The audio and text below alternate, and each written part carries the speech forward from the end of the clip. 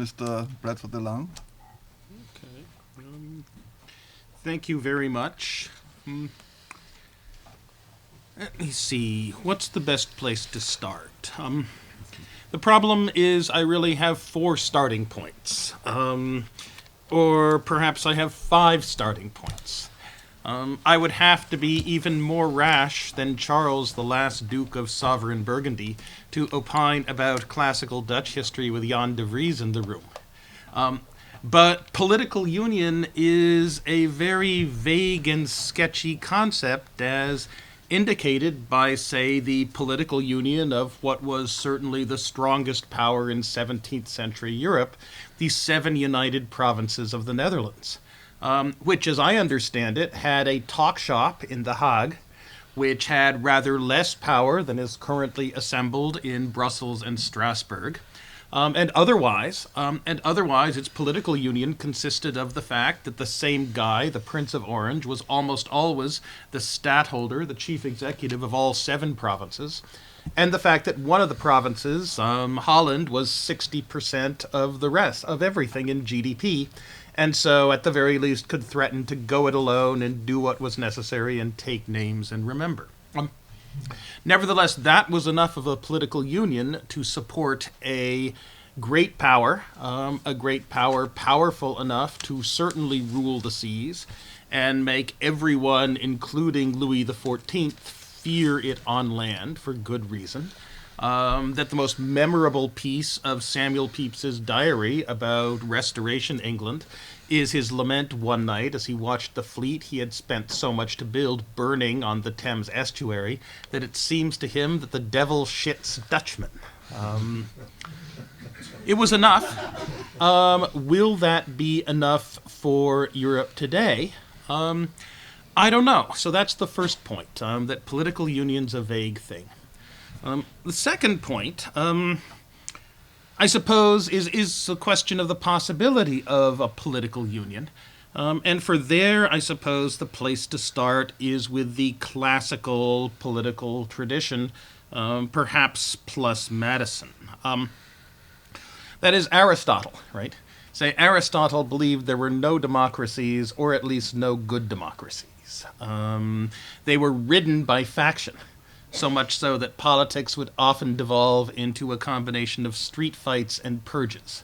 And when you did manage to get everyone together in the assembly without killing each other, they would act fairly randomly and fairly irrationally, deciding today that they should execute every adult male in the recently recaptured city of Mytilene, because even the demos had been unwise enough to follow the Aristoi when they had rebelled and tried to create an affinity with Sparta during the Peloponnesian War.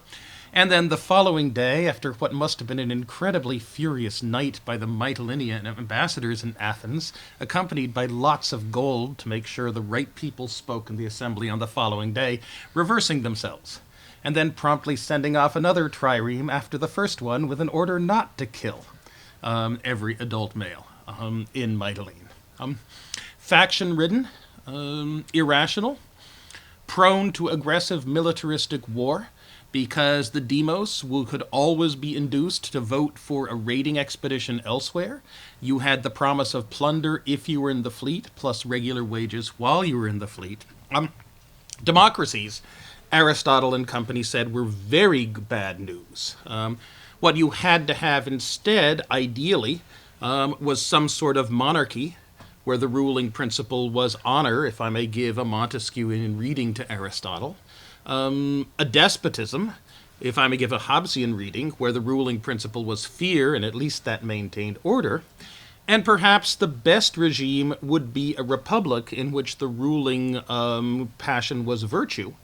But a republic has to be small because people have to see and be seen as practitioners of the kind of virtuous, public-spirited behavior that you can get in a well-ordered, not very democratic, but nevertheless free city-state polity. And Aristotle said you can keep this going for a while if you're lucky to have a good starting setup, but only at a city-state, nothing larger. For something larger, you're stuck between either being a despotism or a monarchy. as Aristotle must have reflected many times when during his years as tutor to Alexander the Great. So the classical tradition says that something like Europe, a highly democratic republic on a continent-wide scale, has got to be nearly impossible. To which James Madison, writing in the Federalist, says not so. Let's look at the Aetolian League, which I doubt very few people had thought of before James Madison went trawling in the historical record for possible examples of the United States. It's true that democracies tend to be faction-ridden. It's true that politics tends to be kind of irrational. But add enough cooling constitutional elements to the orrery. Construct a rationalistic 18th century system of political order that works, indeed like some kind of mechanical device, that curiously just happens to mimic the division of power between King, Lord, and Commons at the accession of George III and its division of power between President, Senate, and House. And that can cool off the irrationalities of democracy. And if you have a broad extent of territory, then you can constrain your factions because they have a hard time communicating with each other and organizing, being limited to one class in one region. And what Madison did not say, if you have the right kind of faction. So Madison, trying to correct Aristotle, raises at least the possibility. And then, of course, and this is my third starting point, and that's the necessity of political union in Europe today. Was it 111 BC when the Cimbri, having moved down from Jutland to Austria, decided they didn't like Austria and would rather cross the Rhine and eat feta cheese and olives in the Rhone Valley than eat sauerkraut and sausage, and probably kind of auroch jerky in Noricum? And so they went until they were broken and defeated by the new model army of the Roman Republic under Gaius Marius, Gaius Filius, 5 times consul, etc., etc. And since then, an average of once every 37 years, an army has crossed the Rhine bearing fire and sword. Whether it's the original Swiss, the Helvetii, whether it's Julius Caesar and all of his adoptive relatives engaging in counter raids, whether it's kind of the Goths coming into Gaul, whether it's Louis XIV heading the other way and devastating the Palatinate on the grounds that he doesn't think he'll be able to conquer Holland unless he can first ensure that no supporting Protestant army is going to be able to move onto the left bank of the Rhine because they will all starve if they try to do so. On up to Remagen Bridge in 1945. It's been every 37 years an army has crossed the Rhine bearing fire and sword, with increasing destructiveness as time passes. And 37 years after 1945 should have carried us to 1982. We are now, thankfully, 31 years late. We really want to stay that way. And so we desperately need political union in Europe, lest we fall victim to the tragedy of great power politics, which means it is absolutely essential that European politicians find some way that their disagreements are thrashed out at conference tables in rooms in Brussels and Strasbourg, rather than settled in some other way by some other mode than political discussion and debate. So that's the necessity. Say, down to the possibility again. Let me see. I think the third way to approach my fourth starting point, is to say, well, suppose that you don't have this kind of natural affinity that Madison needed in order to have a republic of large extent, one in which people looked at each other as friends and allies and had roughly the same class division in each potential province, and in which factions found it much harder to organize because communicating of the grassroots across a large extent of territory is difficult. Suppose you don't have that. Suppose you have to do something else and have to jury rig. have to jury rig something. Well, the natural thing to do then is to hope, as Mr. Cohen said, that you have a Kindlebergian hegemon around. That there is some large actor that is large enough to say, we are going to be the first leader, we are going to set the policy. Everyone else is going to have to fall in line around us, willingly or unwillingly, because it will, in the end, be our way and the highway. We would be much rather it would be our way. And we are going to allow peripheral countries in one way or another to free ride on our actions to ensure the stability of the system in various ways. And we're going to do that first because we have an overarching interest in making the whole thing work peacefully. And second, because, there are long-run benefits to hegemony, various forms of exorbitant privilege. As Pierre-Olivier Gorenchaw informs me, it was Valéry Giscard d'Estaing and not Charles de Gaulle that coined that phrase. And that is Kindleberger's theory in brief of the tragedy of the North Atlantic economy between 1919 and 1939. Britain no longer the hegemon, and the United States not yet. That would lead one to think that the problem of Europe today, at some fairly deep level, is that it is no longer part of a North Atlantic alliance with the United States as a Cold War hegemon, and that Germany does not want to assume the burden or assume the role, or is not wanted by the rest of Europe to assume the explicit role. And that gets me to the last starting point, which is what Madison left out, which is, the Aetolian League. Remarkably stable for a slightly more than a confederation, for a federation of polises in classical Greece. They actually had an executive with powers that could command city-states to actually do something rather than simply make requests. But the Aetolian League, as it was formed, was impossible to imagine without Macedon, without a potentially hostile great power to the north. The deal that struck the United States Constitution, especially Rhode Island's demand for equal suffrage in the Senate, it's kind of hard to imagine that Virginia and Massachusetts would have agreed to such a disproportionate representation in the upper house of the legislature without the implicit and perhaps explicit threat to Rhode Island that if you don't give this to us, we'll go our own way. Britain will spend money like water if we say we made a mistake, we want to come back. Here's Newport Harbor and Mount Hope Bay as a naval base. We're going to be the most loyal subjects of the Hanoverian dynasty you've ever seen. And there is a story, I don't know whether it's apocryphal or not, that when Paul-Henri Spaak was asked if it wouldn't be a good idea to set up a bunch of statues to the founders of the European Union, he said, what a wonderful idea. We should erect a 50-foot-tall statue in front of the Berlaymont of Joseph Stalin. As the group of Soviet forces in Germany and the presence of the Red Army at the Fulda Gap was, in fact, the thing concentrating everyone's mind on how much they wanted the coal and steel community and then the European economic community to succeed. And, of course, all that vanished at the start of the 1990s.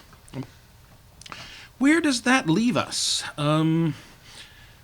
Well, it ought to have left us when we started the euro with the four lessons of the 1919 and 1939 period. The first being the lesson that John Maynard Keynes tried unsuccessfully to teach Harry Dexter White at Bretton Woods, that in order for an international market economy to be stable and prosperous, adjustment to macroeconomic disequilibrium needs to be undertaken by both surplus and deficit economies, and not by deficit economies alone. That is, when Christina Romer would stand up in 2010 at OECD meetings and say that what Europe needs to do in order to solve its incipient financial crises and its longer-run structural crises is not only a shift to sound finance and austerity in the periphery, but pro-growth policies in the core. Everyone says yes, yes, and applauds. But what Christie means by pro-growth policies in the core is adjustment undertaken by surplus economies, which means 4% per year inflation in Germany. So you can have 2% per year inflation in the Eurozone. Because if you have deflation in the periphery and only 2% inflation in Germany, you won't hit your 2% or so inflation target, and you won't get structural adjustment for generations. Second principle from 1919 to 39, that if a world economy is to have any chance of avoiding or limiting crises, an integrated banking system requires an integrated bank supervisor. That either you have to cut banking systems off from each other and run credits and debits through sovereigns, or if you let banks accept liabilities in any currency from anyone, there needs to be a common regulator looking at the system as a whole. And third, in order for crises to be successfully managed, the lender of last resort must truly be a lender of last resort. It must be able to create whatever asset the market thinks is the safest and be able to do it in whatever quantity the market demands immediately, and not get hung up on, say, Pierre Laval's desire to win points for himself in French politics by eliminating the possibility that Germany's central bank can come to the rescue of Austria's central bank when Austria's central bank has overcommitted itself in coming to the rescue of the Creditanstalt, which had overcommitted itself in trying to maintain prosperity in the Danube Basin.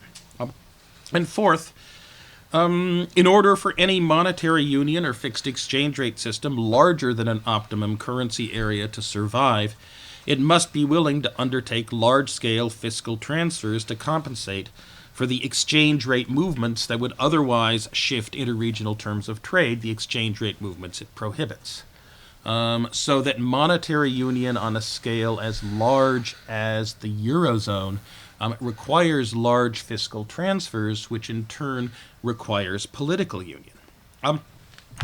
And I do know that back at the start of the 1990s, that those of us in the U.S. Treasury working in international affairs thought that everybody, or at least all of us, or at least those of us with PhDs in economics who had studied 1919 to 1939, had learned these lessons that history had taught us. And now it turns out that the princesses and princes of Eurovia do not appear to have learned these lessons. That history did indeed teach lessons and taught them, I thought, fairly convincingly, looking back at 19 to 1939. But what were the princes and princesses of Eurovia doing? How did this come about? Why didn't Maastricht set up a single Eurovia-wide banking supervisor to align financial policy with monetary policy? Why didn't Maastricht explicitly set up the fiscal transfer funds that would be needed when some part of the Eurozone went into recession while other parts were still booming?